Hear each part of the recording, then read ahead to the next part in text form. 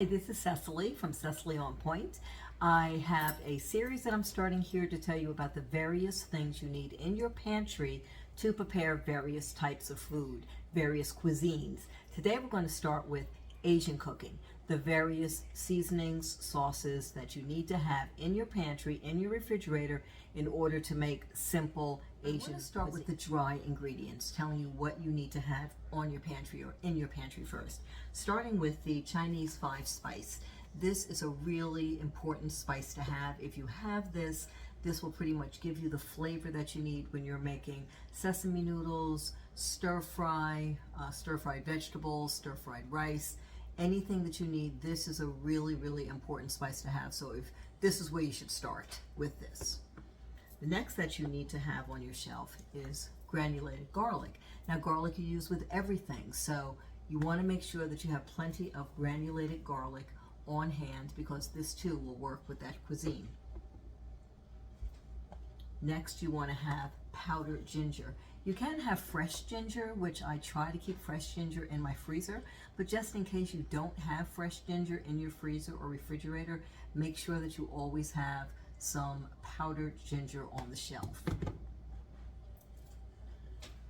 And then the final thing would be the crushed red pepper. This too is used for various cuisines, something that you need to have in your pantry, on your shelf, for not only Asian cooking, but for a lot of other meals. Moving on to the liquids that you need to have on your pantry for your Asian cooking, is the first thing is of course soy sauce. You can get a low sodium soy sauce, but you need to have soy on your pantry. That is what's going to give you your salt. That's going to flavor up various things. And this too will work in other cuisines, give it a really nice flavor. So you want to make sure that you have a good soy sauce. Teriyaki sauce. Teriyaki is really important because with teriyaki, you can do marinating with teriyaki. It's also a nice flavor to have. It's a nice, gives it like a little bit of a sweet taste if you want to have that salt and sweet. That's why you need to have teriyaki. So another important sauce that you need to have on your shelf that you might not be familiar with is fish sauce. Fish sauce is really a very important enhancement to a lot of Asian cooking. It doesn't really taste fishy. It complements and goes with all of the other flavors that you use, both dry and in your liquids. You need to have fish sauce, and you might only use like a teaspoon or two, but it's something that you definitely need to have on your shelf when you're doing Asian cooking. The next really important ingredient that you need is rice vinegar. Rice vinegar is another seasoning or another vinegar that you'll use in various things. It's a great vinegar that has a little bit of a sweet taste to it. It's very good, in fact, when you combine a little bit of it with balsamic vinegar. Rice vinegar is such an underrated vinegar. It's something when you're buying cider vinegar, which is really important, wine vinegar, which is a good thing to have on your shelf, and balsamic vinegar. This needs to be one of your standards that makes your vinegar list.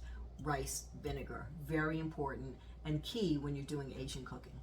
Garlic chili paste and sesame paste. Both of these are also very good enhancements to have on in your pantry.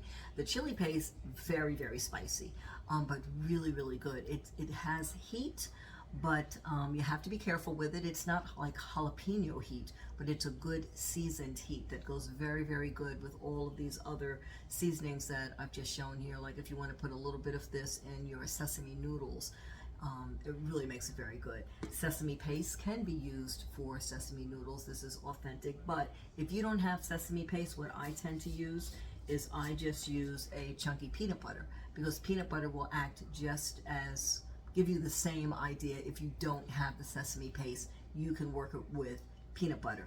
I just did I have a cook with me series that I do on Instagram, and I just did sesame noodles using peanut butter, and it came out really fantastic. So you can check that out at Cecily on Point on Instagram.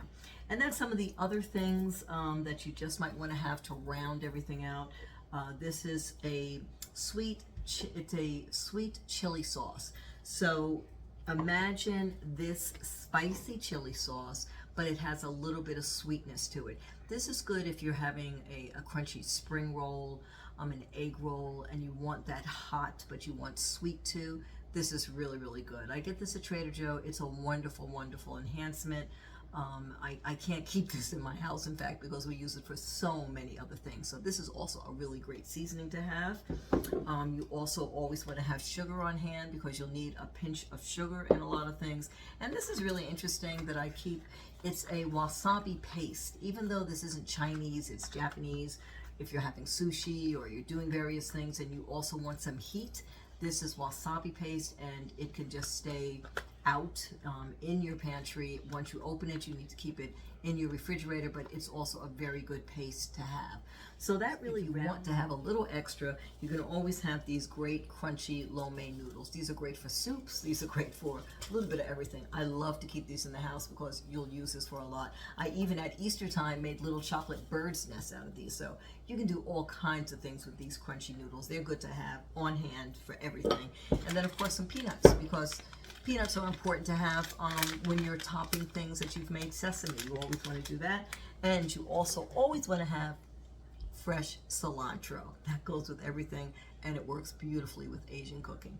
So thanks for joining me, and I hope that you will be able to stock your pantry well so that you can make some great Asian cooking.